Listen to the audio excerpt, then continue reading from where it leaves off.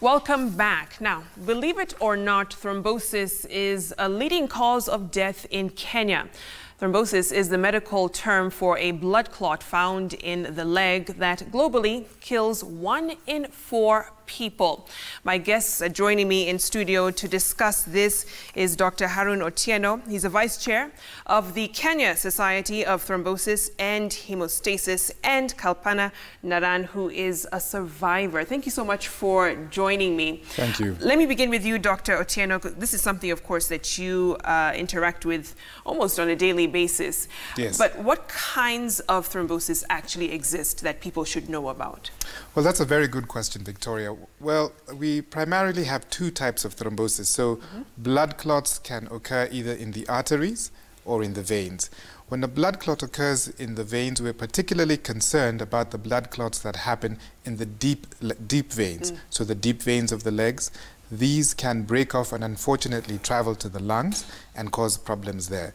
The 2 conditions, PE, blood clot in the lung, or DVT, which is a blood clot in the leg, are collectively referred to as venous thromboembolism. Okay. Now, why it's important is arterial thrombosis, which is blood clots in the arteries, can lead to heart attacks and even strokes. So those top 3 conditions, heart attacks, strokes, and venous thromboembolism, are leading causes of death worldwide. So what are the most common that you've seen, at least here in Kenya? That's a very good question. We don't have a lot of data, but we do see both. DVT is quite common in hospitals, in hospitalized patients, and pulmonary embolism. The challenge we have is that the diagnosis is sometimes missed or made too late. Okay. Yes. And that was the case for you, Kalpana. You found out in 2016. Yes. Take us briefly through your story, because you saw at least 3 doctors to try and figure out what's going on. Yes. So what happened is I started coughing and I didn't realize that I'm suffering through DVT. I've never heard it before. Yeah. And I'd been given antibiotics. I was given a pump to sneeze. And they told me it's going to help me. I waited for a week. There was no improvement. I went to another doctor. I went to a specialist in Nairobi Hospital. I still did not get treated. My body was full of antibiotics. And then I went to see Dr. Desai. And he did a blood test, and it showed the D-dimer's signs over there. And immediately he got in touch with Dr. Harun, and I was admitted. I could not be released to go home. So what were some of the signs or symptoms that you thought something's not right? I got a swelling on my leg, but that was on the ankle. And I ignored it. I thought maybe I've sprained it or something has happened. So I just took a bandage and I put a bandage over there. But the main thing was coughing. I was really coughing very much, and it was just not going. I could not sleep at night. I could not breathe. I had to have a nights where I'm just sitting on the bed. If I sleep, I start sweating. So that's the time I thought something is really wrong, and nobody could even detect what's the problem. You know, it's extremely scary, Dr. Otieno, because these are symptoms that almost everyone has probably experienced at some point. True. And you may think, not much, you know, you go to the hospital, they give you something. Exactly. She was given some cold medicine, inhaler at a point. Yes. Then you find out it's something a bit more serious. Yes. But what are some of the causes that could lead to DVT or even pulmonary embolism? Yes. I mean, yeah, you're right. The challenge is many times patients don't recognize their symptoms because DVT or pulmonary embolism can look like other things. Right. But the risk factors, what you're referring to is what are the risk factors for DVT or PE, blood clots.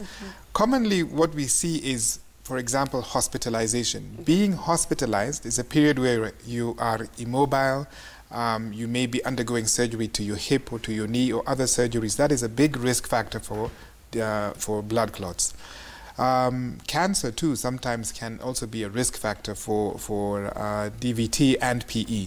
But what we see more of is probably more lifestyle things. Immobility, we stay at work the whole day, we're not getting up, we're not moving around. Surgeries, as I mentioned before, but primarily, you know, lifestyle diseases, sometimes using oral contraceptive pills, so women are at increased risk. Conditions like pregnancy too can also put you at risk for DVT or PE.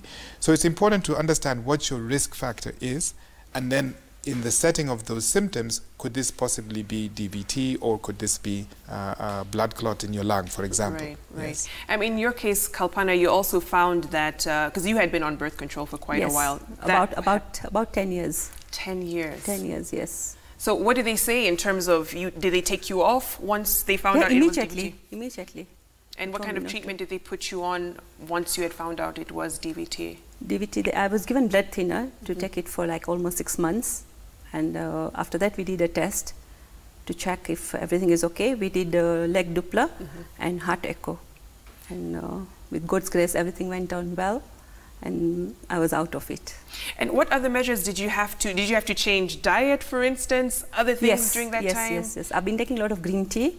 I've been going for a walk every day, 1 hour. Every hour. Every day I take 1 hour walk. You know, at times it's interesting because you find people who are still active, still getting something like DVT. So the myth of living a healthy lifestyle, being active, sometimes may not be the answer too. True. Yes, you can also be quite active. In fact, but trauma, sometimes simple trauma, can also cause one to develop a blood clot. But one of the things that's important to mention is that you may also have an inherited or a familial risk of developing blood clots. So you're healthy, you're active, but you suddenly develop these symptoms: cough, shortness of breath, chest pain, or a swelling in the leg that seems to be very warm or tender. Then one needs to ask yourself, is this a blood clot? Is this pulmonary embolism? Many times patients don't recognize this. So I think it's important that patients also ask their doctor or ask the hospital, if I'm being admitted, is this symptoms? Could this be a blood clot? Or am I at risk of developing a blood clot? And that's an important discussion, to have with your doctor. Let's talk more on diagnosis, because you mentioned at times it can be missed. Yes. Because the symptoms can be mistaken for something else. How can, from the medical standpoint, that be improved in terms of detecting it better? Yes, that's an excellent question you've raised, and improved detection is primarily through good old clinical or physical examination, listening to your patient, understanding their risk, and doing a good examination. If one sees a swollen leg, if one detects that a patient has maybe very fast heartbeat, or maybe suddenly fainted or felt very dizzy, then one needs to think what's going on. Right. But the tools that really help clinch the diagnosis are a blood test, a D-dimer test. This is a test that can be done in your blood, on your blood, that will reveal if your blood is clotting somewhere. It doesn't tell us where, but it tells us that there is blood clotting going on. The second most important test is a Doppler, an ultrasound scan where we look at the legs and we try to see, in this leg that is swollen, do you have a blood clot that is hiding in there?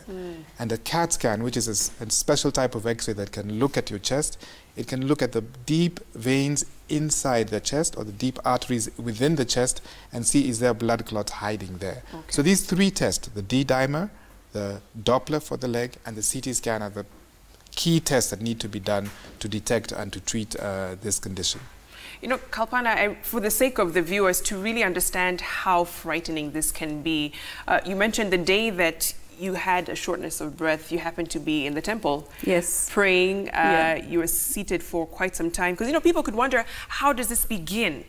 Just take us through that day, that initial day when you realized it could be We serious. had an event in Langata temple, and there was an inauguration happening in the temple. So we were busy. So we were sitting for quite some time, almost like 2 hours in the temple, morning, afternoon. So when I came out of the temple in the evening and I started climbing the hill, this time I lost out of the breath and I started sweating. So I asked for help. There was a lady passing nearby. I just told her, please hold me and take it to the nearest seat. So I rested there over there for 10-15 minutes and I recovered my breath. So walking was not a problem, but when climbing stairs, when I'm climbing a hill, I used to go out of the breath. So, of course, it started from there. Then, after you went to the doctor, realized this may not be diagnosed the right way. When you were in hospital, because you were in for at least 9 days, this is now when they figured out it was DVT. So what was happening during that space of time? I was still being treated, and then I was running out of the breath. I was on ventilator. I was given oxygen as well. I was put 2 days in HDU for observation. And with God's grace, I recovered. You know, Dr. Tieno, Kalpana is extremely lucky, the fact that she was able to detect it at that point. Not many people even have that kind of access to treatment.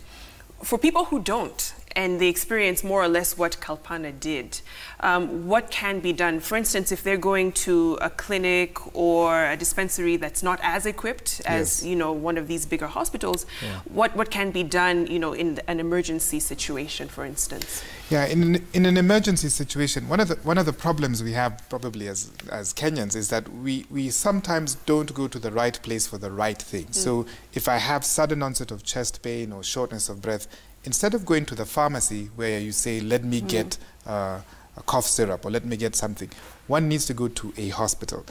The hospital has the diagnostic tools or the diagnostic equipment to help one come up with a diagnosis. So in an emergency situation, if one has chest pain, one maybe faints, or one has sudden onset of difficulty breathing, go to hospital. Yeah. But at the hospital, it's important to ask, and this is why the importance of raising awareness is, do I have a blood clot? Could this be the reason why I'm having these symptoms? In the case of Kalpana, I think if she was aware that even this condition existed, then maybe she would have prompted the doctor to think, what else is causing this cough? What else is causing these symptoms? And that's a discussion that we would like to spread actually to everybody. Yeah. And especially, you know, you talked about surgery being probably one of the risk factors. Yes. What should be taken into consideration for, and really this is any patient, not really one that could exhibit any signs, but what should be some of the precautions taken from the patient side and also from the medical practitioner side? Actually, very, very good point. We currently, the Kenya Society of Thrombosis and Hemostasis, it's a long term, KSTH, we worked with the Ministry of Health in non-communicable divisions to come up with guidelines, come up with recommendations that really, they translate the international recommendations for prevention. And what they state is that when patients are admitted to hospital, every hospital should have a guideline, a protocol that states what is your risk for DVT and how do we prevent it. Because many times it can be prevented. You can be prevented through blood thinners that are injected, or some that you can take by mouth. So on admission to hospital, one should get, it should be your right to ask for my risk assessment for DVT or blood clot. What else can be done? I think maybe making some of the drugs more affordable. So the Kenya Society of Thrombosis and Hemostasis is talking to the different pharmaceutical industries. How do you support making these drugs more affordable? The drug, for example, that Kalpana received is a fairly expensive drug, but this drug should be available to everybody. It should be available in public hospitals and private facilities, and that I think will go a long way to preventing and even treating DVT and PE. Now, World Thrombosis Day is going to be celebrated next Saturday. Correct. We're having this, of course, to raise awareness. But when it comes to screening, are there ways, because people could be thinking, I don't want to get to the point where I'm finding out, you know, in the case of Kalpana, where it's almost too late, and in some cases, it's too late. What kind of screening tests are out there for people to take advantage of? Yeah, that's a good point. Screening for DVT or PE is not, this is a condition, unfortunately, that happens very suddenly. Yeah. But we do know that certain lifestyle conditions or sedentary lifestyle, for example, may put you at increased risk. So part of the screening process would be encouraging you to lead a more healthy lifestyle. You've heard Kalpana and I is walking regularly. She's spending an hour at least walking, trying to get moving, and that's one of the key messages we'd like to put out, that exercise, moving for at least every 5 to 30 minutes. You shouldn't just be sitting down. We should be actually doing this interview, maybe walking around on our treadmills in studio. But the point is, we need to keep moving. Yeah. 2, controlling things like obesity, trying to understand that, look, asking your doctor, I'm taking these oral contraceptive pills, for example, am I at risk of blood clots? So screening, I would say, looking at obvious things like your blood pressure, your weight, your level of activity is important. If you have symptoms, then we need to look for the test that will determine if you have a blood clot. You know, Kalpana, I've heard the saying that you no longer fear what you know. Now that you know what DVT is, the fact that you've gone through it, you've come through, you're in the clear. What would you tell someone who, you know, is fearing that this could happen to them? Maybe it's happened to them before. How do they also psychologically get past that fear? I think we need to hear our body. When there's some sort of signal we get, we should actually not ignore it. Even if it's so small, we should just give an attention to it and go for a medical help immediately. We should never ignore it. And in terms of support that you're getting from family, from friends that knew you had gone through this, probably visited you in hospital, saw you with a stocking as well, you know, what do they say now when they see you? Oh, they really say that I'm very lucky to be alive, because I've been putting on stockings for like almost six months. Wow. Yeah. So life had to change, of course. Yeah, from morning till evening, I have to be in stockings. So what is that stocking like? What does it do exactly? It's a compression stockings which helps the blood flow in the legs. Okay. Yeah. And as we wrap up, Dr. Otieno, what do you have to say to Kenyans tonight, you know, listening to this conversation? Maybe 2 or 3 key messages. The first is that venous thromboembolism, or DVT, blood clots can be prevented. The majority of them occur, for example, in hospital. So I think it's when you're being admitted or going to hospital, you should ask as a patient. It is your right to ask for prevention for blood clots, because majority of them actually happen in hospital. 2, understanding the symptoms and signs. So if you develop sudden onset of chest pain or swelling in the leg or sudden onset of symptoms, I think it's important to go to the hospital to get tested, not go to the pharmacy. And then 3rd is to continue this conversation with members of the public, your family, your friends, and even your physician. Anytime you see your doctor, you should be asking in the back of your mind, do I have a blood clot? And if I do, why did I develop this? So those 3 key messages, I think, are important.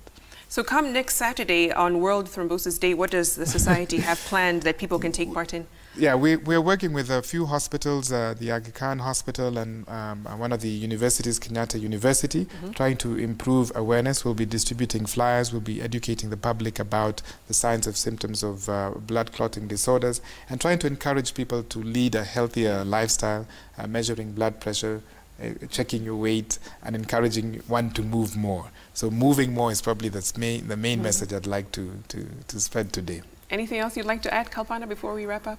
I had even forgotten that I was sick. Yeah, I can say I'm very much okay right now. Wow. Yeah. Yeah, we also appreciate after 2 years. After 2 years? Yes, after 2 years. Exactly after 2 years. Wow. Yeah. And of course, hoping for long life after that. Thank you so much, Kalpana, Dr. Otieno, for coming in and raising awareness on this very important condition. Thanks for watching, and keep the conversation going. Do your research on thrombosis. Find out more about this condition and see how you can avoid this. You don't need to be a victim of it later on. Thanks for watching. That does it for Citizen Weekend. Have a lovely evening. I'll see you again tomorrow with Jeff Koinange. Good night.